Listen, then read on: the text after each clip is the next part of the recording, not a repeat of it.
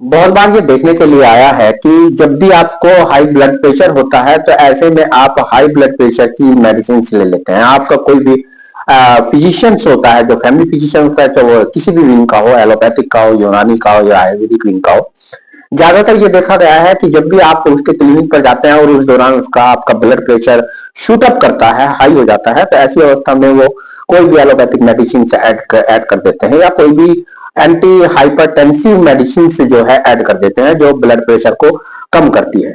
ऐसे अवस्था में वो लाइफ लॉन्ग फिर आपको चलाने की ज्यादातर इंग्लिश जो पैथी होती है, मॉडर्न पैथी होती है, उसके चिकित्सक तो ये भी कह देते हैं कि ये लाइफ लॉन्ग चलेगी और वो चल जाती है। तो ऐसे में टारगेट कीजिए जिन लोगों को गैस ज्यादा बढ़ती है, नंबर एक।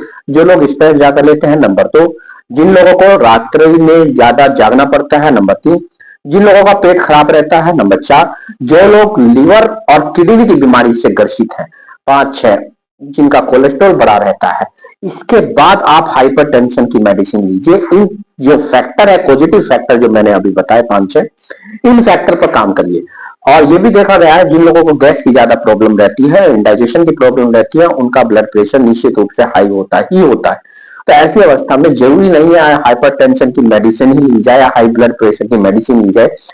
थोड़ा अपनी लाइफ स्टाइल को चेंज कीजिए, क्योंकि चेंज करेंगे तभी आपको फायदा होगा। जो हाइपरटेंशन है वो एक लक्षण है, रक्तवात के रूप में इसको आयुर्वेद में कहा गया है।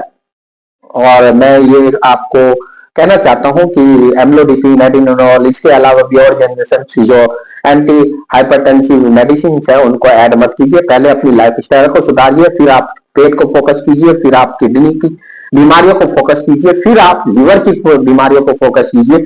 उसके बाद भी अगर कंट्रोल नहीं होता है ब्लड प्रेशर, तब जाके एंटी हाइपरटेंसिव मेडिसिन या ब्लड प्रेशर कम करने वाली मेडिसिन को प्राथमिकता दीजिए ट्रीटमेंट में।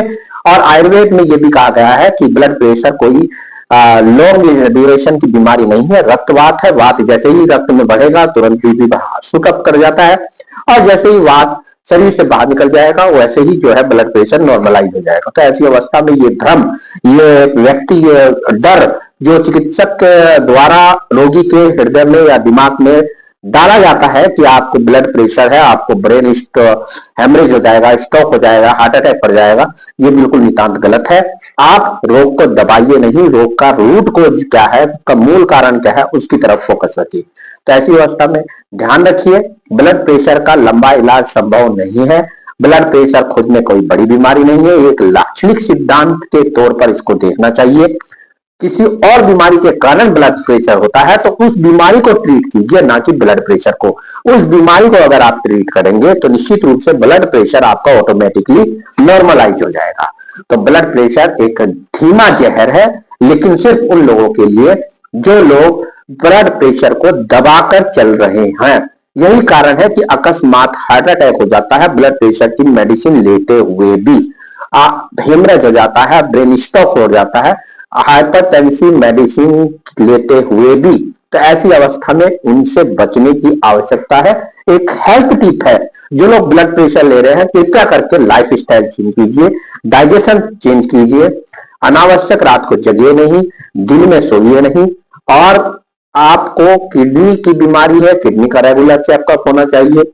उसके बाद लीवर को टारगेट कीजिए, क्रमबद्ध तरीके से अपनी लाइफस्टाइल को मॉडिफाई कीजिए, चेंज कीजिए। निश्चित रूप से आपको ब्लड प्रेशर की मेडिसिन लेने की आवश्यकता नहीं पड़ेगी। इसी तरह के हेल्थ वीडियो जानने के लिए जुड़े रहिए वैद्य साकेत कुमार से। Thank you.